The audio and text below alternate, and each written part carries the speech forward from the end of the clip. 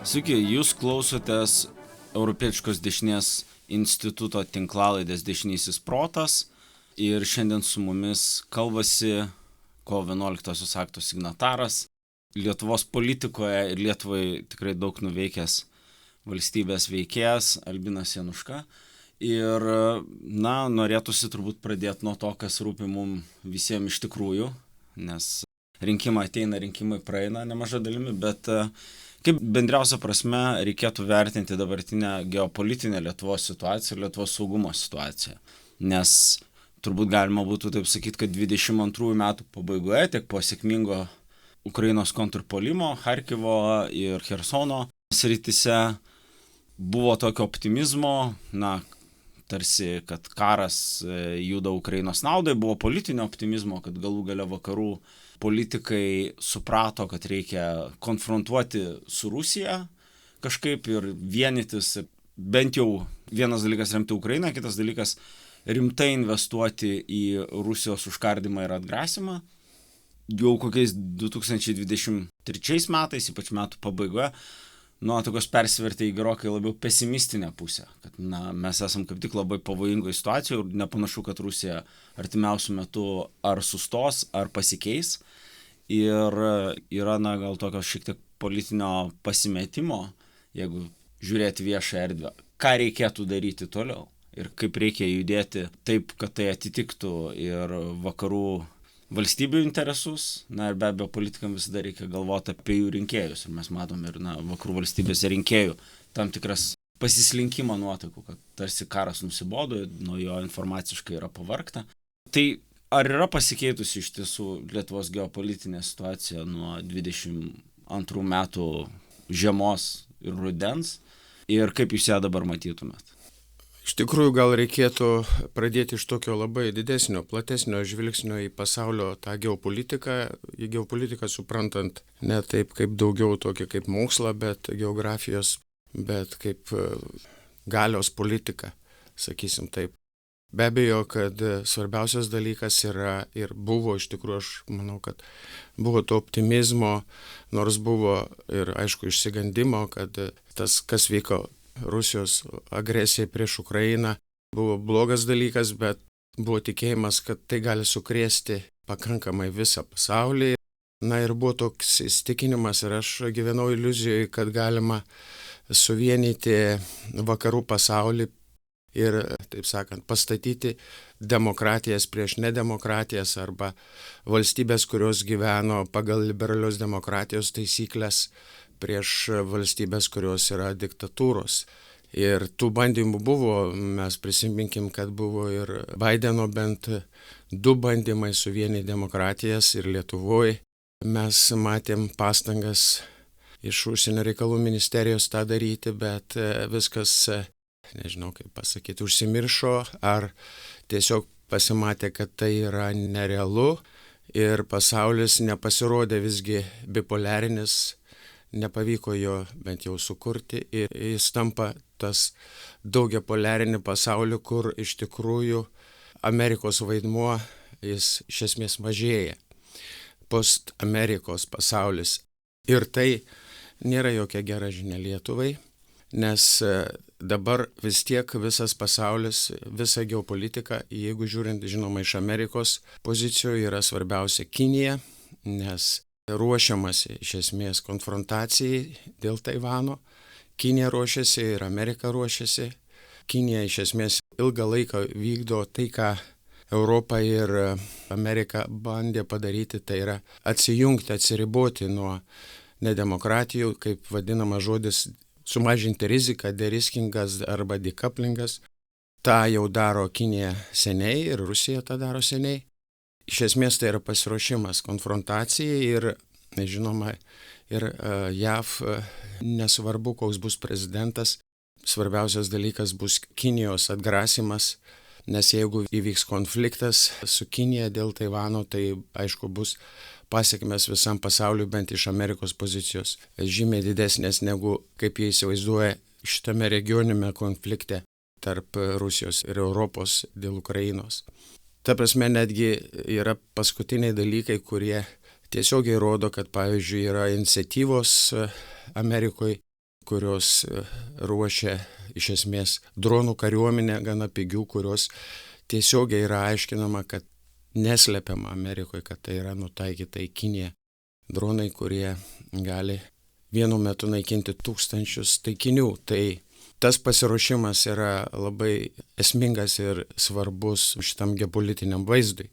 O grįžti, jeigu čia į Europą, tai Europa, senstanti Europa ir turinti labai didelį potencialą ekonominį, tačiau jinai, kaip demokratija, atrodo, nesugeba ištraukti iš savęs to potencialo ir padėti ir konvertuoti į kietą valiutą, į ginklus, į pasiruošimą, į gynybą. Ir aš manau, kad tai yra toks vienas iš svarbiausių dalykų, blogų mums. Ir čia Lietuva iš esmės irgi nieko nesiskiria. Ta prasme, bendroji tendencija yra tokia, kad mes turim potenciją, bet negalim tos potencijos realizuoti. Tuo tarpu mes matom, kad Rusija, kaip nedemokratinė valstybė, jai biudžeto pertvarkymas, iš esmės vieno žmogaus sprendimas, tai galima paversti ir, žinoma, ir tą įprastinę politiką, kuri jau egzistavo Rusijoje, tai visą ekonomiką paversti, karo ekonomika yra vieno ar kelių mėnesių darbas, o mes matom jau 3 metai karo ir ES daugiau kalba pažadais ir nieko tokio esminio negali padaryti, taigi mes esam atsidūrę tokioj situacijai, tai garsioji, kad niekas neturi pralaimėti koncepcija, niekas neturi, taip sakant, nei Ukraina neturi pralaimėti, nei Rusija. Čia galima, žinoma, daug aiškinti, kodėl taip yra, dėl eskalacijos, branduolinės eskalacijos. Ir todėl, matyt, mes taip ir gyvensim, atidėdami problemos sprendimą, kaip advokatai sako, jeigu nėra sprendimo, reikia ją atidėti. Tai tokia yra šiandien realybė ir kas yra Lietuvai.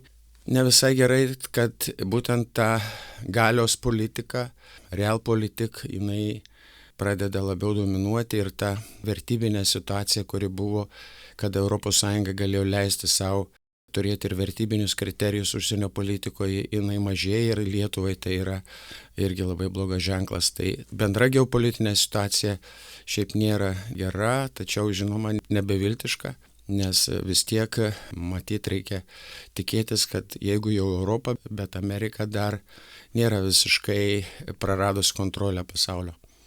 Na taip, čia aišku ilga ir sudėtinga tema, kas liečia Jungtinių Amerikos valstijų vaidmenį, palaikant apskritai tiek globalų saugumą, globalią prekybą, prekybinius, ekonominius, politinius ryšius. Ir galima turbūt būtų dar kalbėti ilgai apie Amerikos izoliacionizmo pavojų. Yra politikos mokslininkų ir analitikų, kurie sako, kad turbūt nuo prezidento Baracko Obamos iš esmės visi JAV prezidentai vienaip ar kitaip bent jau pradėdavo kadenciją su izoliacionistiniam nuostatom.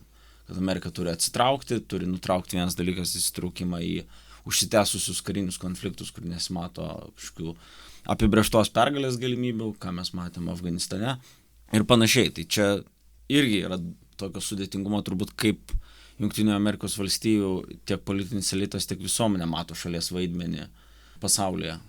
Čia žinoma, bet vienas dalykas, kas yra svarbu pastebėti, kad, ta prasme, jeigu būtų išrinkti, tarkim, čia vis tiek mes kalbėsim apie tai, kad kaip elgsis rinkimai Amerikoje, tai vienas dalykas aiškus, kad jeigu būtų Baideno, taip sakant, situacija arba demokratų, tai niekas iš esmės pasaulyje nepasikeistų.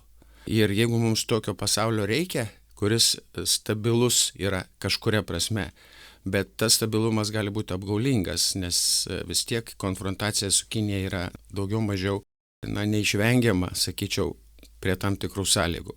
Tai jeigu būtų Trumpas, tai gali būti dvi situacijos. Gali dar labiau izoliacionizmą, žinoma, ir tai būtų blogai, bet gali būti ir kitaip. Gali būti, kad visgi bus bandomas pertvarkyti pasaulis pagal Amerikos vaidmenį dar labiau ir išeiti į konfrontacinę politiką rimtą su Kinija ir tame tarpe su Rusija.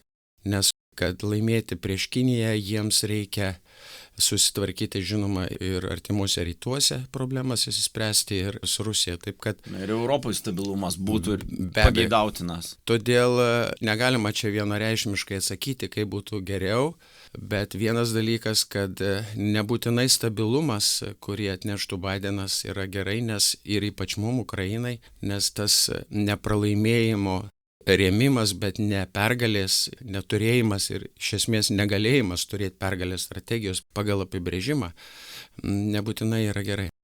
Na, kas liečia Lietuvą, mes irgi per pastaruosius 2 metus daug kalbam apie Rusijos potencialią karinę grėsmę ir, aišku, jau vėl visi iš krepšinio trenerių persikvalifikavom į karybos strategijos ir taktikos ekspertus, pirk dronus, pirk tankus, daug diskusijų, kur jos išsikelia į viešą erdvę ir tikrai ne visada žmonės turintys reikiamas žinias ir ekspertizę apie tai diskutuoja.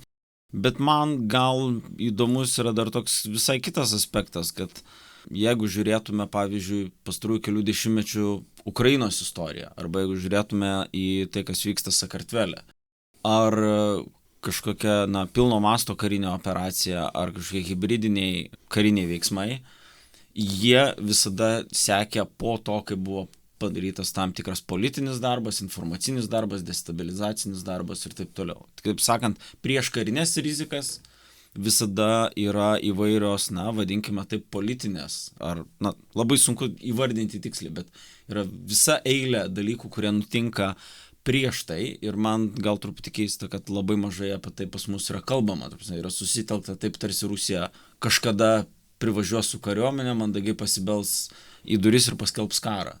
Lyg prieš tai nebūtų daromi tam tikri kiti veiksmai. Jo labiau, kad, jeigu galima valstybę, sužlugdyti ar demoralizuoti visų pirma politiškai, ar per propagandą, ar per šantažą, kam imtis kažkokių karinių priemonių, kurios visada labai brangiai kainuoja. Tai čia yra vienas klausimas, bet kitas klausimas, jau einant į specifiką šitų dalykų, mes matėm, kad, esam politiškai pažeidžiami, kas liečia Karaliaučiaus tranzitą, kai Europos komisijos teisės departamentas, kai kurie mano, kad, peržengė savo diskreciją ir išaiškino sankcijas taip, kaip jos, negalėjo būti aiškinamos vien teisės departamento, kas buvo politinis sprendimas. Matėm migracijos krizę dirbtinai sukeltą Rusijos ir Baltarusijos, dabar labai panašų scenarijų matėm ir prie Suomijos sienų su Rusija. Ir be abejo, toks naujausias dalykas, apie kurį šiek tiek jau kalbama Lietuvos viešoje erdvėje, tai yra GPS ryšio trikdymas Baltijos jūros regione, visų pirma iš Karaliaučių srities. Ir, Rusija irgi eskaluoja prieš mus tam tikrais būdais, ieško, kur mes esame pažeidžiami, nebūtinai dar karinė prasme, bet politinė prasme. Ir čia yra toks nelengvas klausimas, o kokia turėtų būti mūsų laikysena ir koks galėtų būti mūsų atsakas į visus šitos jų daromus veiksmus. Nes pasistatyti tvorą čia yra vien tik tai toksai, reaktyvus. Gerai, kad pasistatėm, bet o koks yra atsakas iš mūsų pusės kitai pusiai? Pirmoji klausimo pusė jūs paminėjot, kad visada prieš tokią jau konvencinę ataką seka hibridinė ataka, tai jeigu tą priimti, tai tada atrodytų, kad, iš tikrųjų hibridinės atakos vyksta, tai neišvengiamai, reikia laukti konvencinės atakos, bet aš sakyčiau, kad, nebūtinai, kartais tai būna priežastis, o kartais tai būna sutapimai. Tai turbūt nebūtinai reikia laukti konvencinės atakos ir aš manau, kad ta konvencinė ataka didelio masto, kad ir prieš Lietuvą ar prieš NATO bendrai, ne per Lietuvą galima, visgi yra maža tikimybė ir mes esam vis tiek kaip NATO pasiruošę. Iš 10 balų, aš sakyčiau, 8 mes galim sakyti, kad mes esam tokie stiprus. Bet vis tiek yra visada ta galimybė juodosios gulbės, kaip sakoma, atskristi. Juodoji gulbė gali ir sugriauti visą ramybę ir stabilumą. Ir todėl visada mums reikia ruoštis tam blogiausiam scenarijui. Tiesiog valstybė kitaip negali egzistuoti, jeigu nesiruošia blogiausiam scenarijui. O grįžtant prie jūsų jau, taip sakant, hibridinių tų atakų klausimo dalies, tai aš manau, kad iš tiesų mes matom požymus, kad Rusija naudoja tokius dalykus ir Lietuvoje, ir apskritai regione. Žinoma, tas GPS trūkumas yra labai esminis dalykas. Iš esmės galima būtų vertinti, jeigu būtų noro jau artėjant bent jau prie 4 straipsnio konsultacijų NATO šalyse, ką daryti. nežinau, 5 dar galbūt per mažai, bet atsakas irgi turėtų būti. Tai tiesiog konstatuojam, kad to atsako nėra ir nėra politinės valios ir matyt nebus iš NATO, bent kaip kolektyvinės atsako ir Europos Sąjungos, nes turbūt NATO irgi turi galimybių blokuoti GPS signalą Rusijai. Bet to nėra, nes tai būtų eskalacija ir eskalacija vis yra bijoma. Turbūt to nebus. Bet, kai kurios šalės ir Lietuva tame tarpe galėtų imtis iniciatyvos ir užsienio reikalų ministras prieš kelias dienas įvardijo, kad reikėtų čia reaguoti kažkaip, tačiau tas ir lieka žodžiai.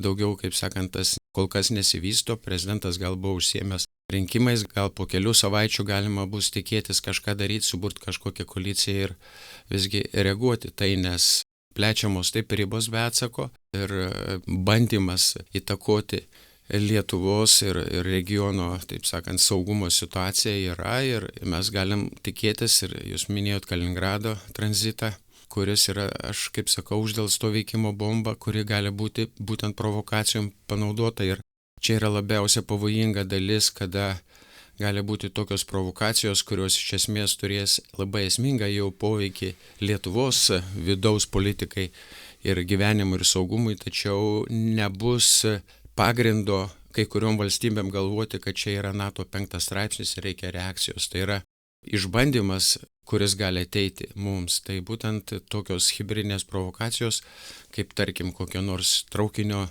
tranzitinio į Kaliningradą nuvertimas pačių rusų pajėgomis ar ten kokių transporto automobilių, kas nors atsitinka jiems, tai čia yra tos provokacijos ir Rusija, tarkim, reikalauja ultimatumų, kad būtų reikalinga įvesti kariuomenę ar palydą tranzitui per Lietuvą, kas šiaip jau yra buvę tokių precedentų dėl palydos. Tai čia bus labai sudėtinga ir mums Lietuvai, turint omeny tos eskalacijos baimę, kad nebūtinai NATO reaguos.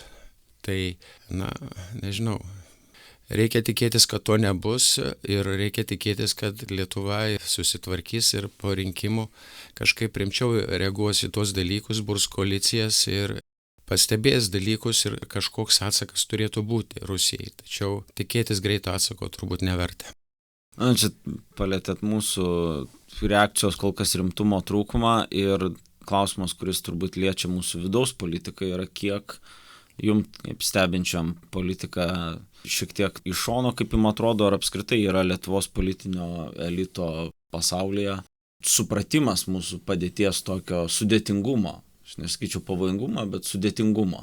Ir tada, kaip viso to kontekste atrodo įvairūs susistumdymai, vieši pareiškimai arba dėl atstovavimo, pavyzdžiui, Lietuvos toje pačioje Europos vadovų taryboje. Kaip tada vertinti šitos, natūralu, kad demokratijose yra konkurencija, yra konfrontacijos dažnai tarp politikų, kaip asmenybių, yra konfrontacijos tarp institucijų, tai yra, neatimama demokratinio politinio procesų dalis.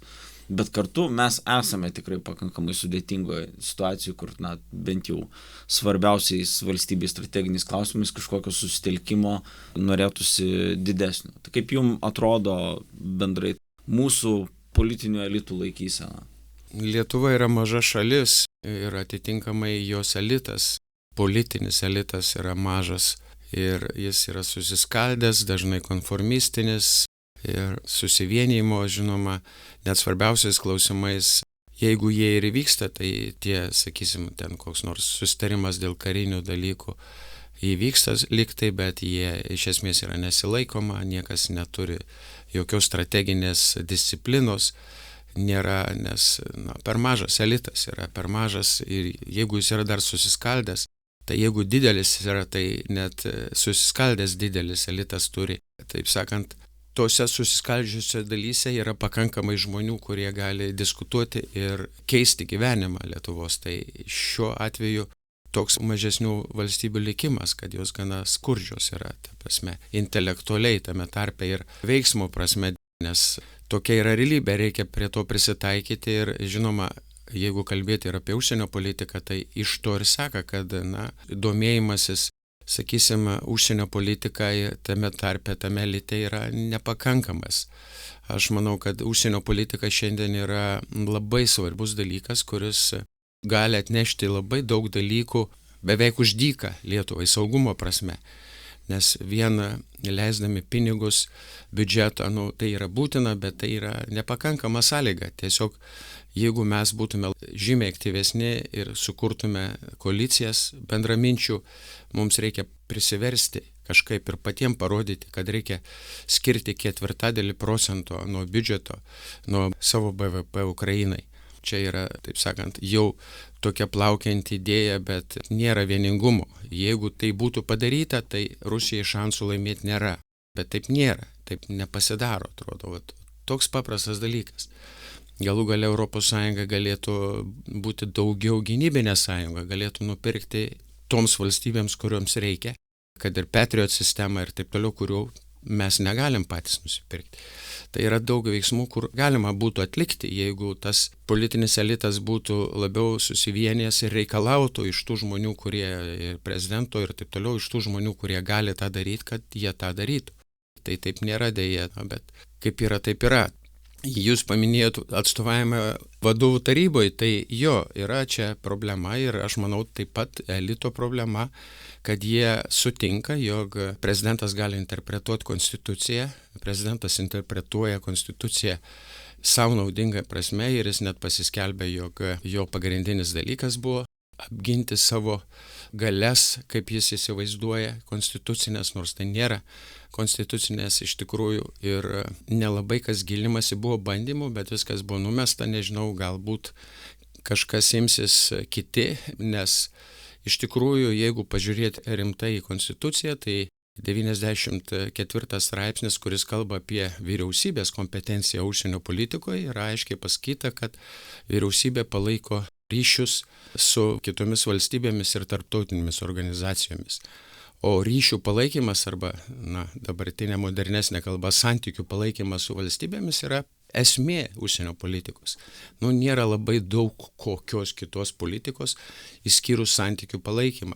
Jeigu mes laikysim ES tarptautinė organizacija, tai čia tiesiogiai yra nurodyta, reiškia, kam priklauso, o jeigu nelaikysim, tai irgi, taip sakant, palaikymas santykių irgi priklauso daugiausia vyriausybei.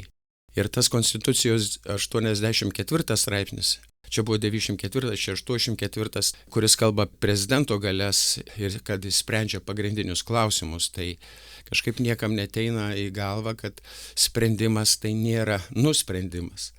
Sprendžia, tai reiškia dalyvauja sprendime, nes jeigu interpretuoti, kad tai būtų nuspręsta, kad prezidentas gali nuspręsti, tai čia būtų diktatūros valstybė, jeigu jis galėtų, pavyzdžiui, nuspręsti, kad mes galim išstoti iš NATO ir iš ES. Nes tai yra pagrindinis klausimas užsienio politikos, bet taip nėra. Mes žinom, kad taip nėra.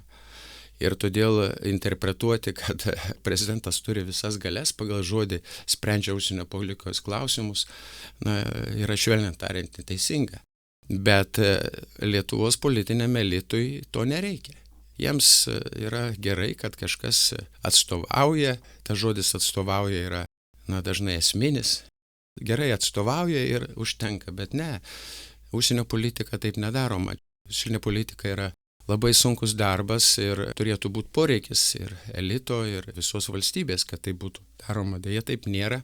Nežinau, ar šiai vyriausybei nepavyko ir matyti nepavyks peržiūrėti šitos situacijos. Per prezidento rinkimus kažkiek buvo užsiminta debatai, kad galbūt galima kreiptis į konstitucinį teismą, galbūt čia būtų sprendimas priimti kažkokį įstatymą ir tada atiduoti tą įstatymą konstitucinį teismą, kad galbūt galima pasidalinti bent jau. Mano nuomonė, tai vis tiek tai būtų vyriausybės kompetencija, bet jeigu reikia dalintis, tai galima dalintis, tik tai ne kad prezidentas duotų daugiau vyriausybei, bet vyriausybė gali pasidalinti su prezidentu ir kartais tai ir būtų galbūt tas dalykas, kuris sustiprintų užsienio politiką. Kita didelė tema, kurią norėjau su jumis paliesti, tai santykis su Baltarusija ir su baltarusiais. Ir imigracija iš Baltarusijos, nes čia irgi matom tokią pakankamai sudėtingą istoriją, kad iš vienos pusės taip Baltarusijos Lukašenkos režimas valstybės rankomis organizavo mum migrantų krizę ir turim akivaizdžią tokią konfrontaciją ir įvairius grasinimus ir propagandinius bandymus taip toliau. Iš kitos pusės po nesėkmingos 2020 metų revoliucijos Vilniuje ir apskritai Lietuvoje tikrai padaugėjo ne tik politinių pabėgėlių, bet ir imigrantų. Ir, taip, dalis yra, kaip čia sakoma, sunkvežimių vairuotojų, kurie Lietuvoje netiek daug ir būna, dalis yra įvairūs IT specialistai, kartu kalbama apie kažkokį baltarusų litvinizmą kaip kažkokią potencialią grėsmę, nors iš kitos pusės, atsimenant tą laikotarpį 20 metais, dar 21 metų pradžioj, tai, mes aktyviai tarsi kvietėme baltarusius tada čia atvykti, po to dabar sakom, jie yra grėsmė, tai tokio, patys su savimi, man atrodo, šiek tiek nesusikalbame. Ir aš netgi, kaip pasakyti, iš kitos pusės pats žinau žmonių, kurie nėra oficialiai pabėgėliai, jie turi Lietuvoje ir Lenkijoje darbą, bet jiem grįžti, kokia nors prasme fiziškai grįžti į Baltarusiją būtų pavojinga dėl potencialių baudžiamųjų bylų ir taip toliau. Tai, žodžiu, mes tokią turim humanitarinį, sakykime, aspektą, turim politinį aspektą, dvigubą, koks turi būti tada santykis su tais žmonėmis, kurie yra imigravę iš Baltarusijos čia, ką mums su jais reikia daryti, koks turi būti mūsų santykis su Baltarusijos valstybe ir apskritai, ko mes, gal vėliau galėsim paliesti, ko mes ateityje galėtume siekti, taip strategiškai savo artimiausioje kaiminystėje. Bet, tas santykis su Baltarusiais ir Baltarusija, kaip jis jums atrodo dabar, koks jis yra? Ir ar neižvelgiat irgi kažkokio, tokio nenuoseklumo? Ir ar yra kažkokios grėsmės, apie kurias pas mus viešoje erdvėje, mėgstama kalbėti?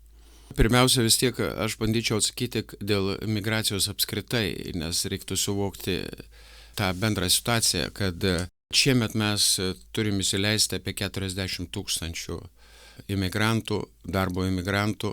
Tokie yra skaičiai, o aš girdėjau per Seimo prezidentinio kandidato rinkimus buvo diskutuojama, ar mes turim priimti 1000 ir ar reikia susimokėti pinigus.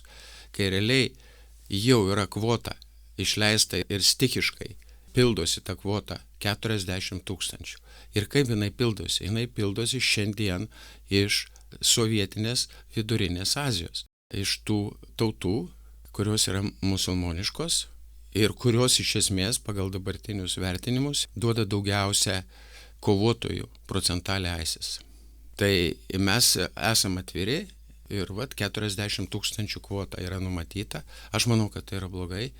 Mes turim uždaryti šitą posovietinę erdvę, nes tai keičia ir iš esmės uždaryti tą posovietinę erdvę ir dėl to dar, kad mums reikia vengti toliau, kad rusų kalba būtų tarp nacionalinio bendravimo kalba ateityje. Ir jeigu mes to nepadarysim, tai dabar nėra problemos.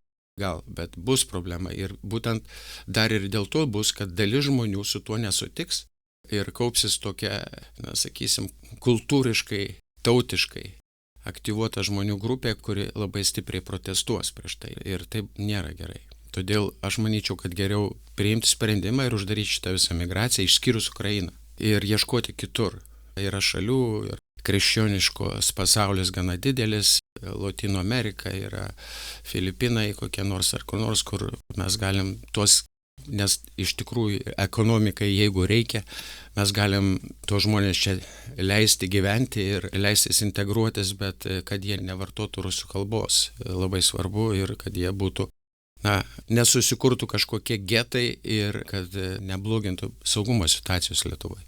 Tai čia vienas dalykas labai svarbus, kurį reikia pasakyti. Kitas dalykas, kalbant jau prie Baltarusijos, reikia labai svarbu apsispręsti, kaip mes laikom, kas tai yra ta Baltarusija. Ar tai yra valstybė, kuri tiesiog yra nedemokratiška, kaip daugelis ir tų pačių vidurinės Azijos valstybių nedemokratiškų. Ar tai yra visgi Rusijos satelitas arba, kaip aš sakyčiau, okupuota valstybė Rusijos. Ir nuo to priklauso, kaip mes vertinam ir tada, jeigu mes vertinam, iš tikrųjų aš sutinku, kad Baltarusija, jeigu paimti, ten yra apie 60 maždaug tūkstančių atvykusių, tai pusė jų yra vairuotojai, kita dalis beveik pusė yra tokių tiesiog darbininkų, statybininkų ir labai maža dalis, ten keli tūkstančiai yra IT specialistų ir humanitarinių migrantų. Tai ta humanitarinė pusė iš tikrųjų yra labai nedidelė ir be abejo, kad apie ją iš vis net nėra kalbos. Mes tikrai tiem žmonėm, kuriuos mes kvietėm ir kurie atvyko čia bėgdami nuo režimo, mes privalom suteikti čia, taip sakant, visas sąlygas, kad jie galėtų gyventi saugiai. Nebejotina. Ir aukštos kvalifikacijos tie žmonės, kurie IT ir taip toliau, mes juos kvietėm. Mes turime jiems suteikti gyvenimą. Dabar, ką daryti su tais realiai, sakysim, 50 000, kurie yra, čia yra kita problema. Aišku, kad mes dabar jų neišvarysim. Yra problema būtent tai, kad jie vos ne kas savaitę grįžinėja į Baltarusiją ir mūsų saugumo institucijom yra sunku patikrinti ir praktiškai neįmanoma, jie skundžiasi. Yra čia problema, bet matyt, jinai neišsprendžiama tiesiog, kad jos reikia išvarant. Neišeis taip. Jeigu ir jie dabar bus, bet reikėtų toliau nedidinti to skaičiaus. Tiesiog jeigu mes dabar dar įsileisim dar 20-30 tūkstančių darbuotojų, darbininkų paprastų iš Baltarusijos, aš manau, bus problema. Ir aš kiek suprantu, kad šiemet yra apribotas Baltarusių darbo vizų išdavimas, bet taip pasipildo iš Vidurinės Azijos. Tai irgi problemos neišsprendžia iš esmės. Tai grįžtant prie politikos, tai jeigu mes laikysim, kad Baltarusija yra okupuota, ir aš manau, kad taip reikėtų laikyti ir ne tik todėl, kad taip mums naudinga būtų, bet ir todėl, kad taip yra. Mes turim suprasti, kad visgi viena iš LDK tautų, Baltarusija, šiuo metu nėra pajėgi pati išsivaduoti, pati sukurti demokratišką Baltarusiją. Nemanau, kad tai yra manoma. Mes pamatėm tai, kas buvo prieš keletą metų. Jeigu nebūtų Rusijos, turbūt galbūt ir pavykę padaryti, bet tiesiog Putinas neleido to ir neleis. Ir tuo labiau dabar nebeleis. Viskas. Šita valstybė yra iš esmės, taip sakant, prarasta ta prasme. Bet gali išgelbėti Ukrainą. Ir mes čia turim nusiteikti tam. Nes Baltarusija mums yra labai svarbi šalis saugumo prasme. Ir jeigu mes visgi, laimėtume, jeigu Europa ir Amerika laimėtų prieš Rusiją šitame kare su ukrainiečių pagalba, tai gali iškilti klausimas ir Baltarusijos. Nežinau, kaip čia, reparacijos arba Europos sutvarkymo naujom sąlygom klausimas ir tada gali būti, jeigu mes aktyviai kelsim tą klausimą, tarkim su Lenkija, tai tada Baltarusijos klausimas irgi ir patiem ukrainiečiam būtų labai naudinga. Kas yra Baltarusija? Ir tada tiesiog, galima, kaip sakant, atplėšti tą, deokupuoti Baltarusiją, surengti jau priverstiniu būdu rinkimus ir taip toliau, nes kitaip neįmanoma, neįsivaizduotina, kad tai būtų. Tai tokia, sakysim, tam tikrą prasme tikėti, kad čia kažkokia geroji juodoji gulbė skris ir padės mums spręsti šitą Baltarusijos problemą, yra ir todėl visi tie opozicijos žmonės, kurie yra čia, turi būti, taip sakant, gerbiami ir išlaikomi Lietuvos, galbūt jų prireiks ateityje, kad jie galės grįžti prie tam tikrų geopolitinių sąlygų. Bet mums labai svarbu, kaip sakau, turėti tą nusistatymą, kad tai yra okupuota šalis, nes jeigu tai bus tiesiog, šalis, kuri pasirinko nedemokratinį ir neliberalų kelią, tai ES tiesiog tokiais atvejais dažniausiai ir nesikiša į vidaus politiką, palieka spręstis patiems žmonėms. Bet tai būtų netiesa, nes ta valstybė yra iš esmės užgrobta ir tie žmonės turi būti išlaisvinti, išvaduoti, greičiausia, be kažkokios tai jėgos, tai nepavyks padaryti, o jėga šiuo metu yra Ukrainos pusė ir sprendimas yra Ukrainos pusė, kuris išspręstų ir Baltarusijos problemą. Tai toks kompleksinis dalykas yra, kad mes, daugiau, aš manau, nelabai ką galim šiandien padaryti. Reikia remti Ukrainą, tikėtis pergalės ir tada pasinaudoti pergalės vaisiais ir išvaduoti Baltarusiją iš Rusijos. Ačiū Jums už pokalbį. Primenu, kad klausėtės Europietiškos dešinės instituto tinklalaidės Dešinysis protas. Šiandien su Jumis kalbėjosi kovo 11 akto signataras Albinas Januška. Jį kalbinau aš, Laurynas Peluritis, ir iki kitų kartų.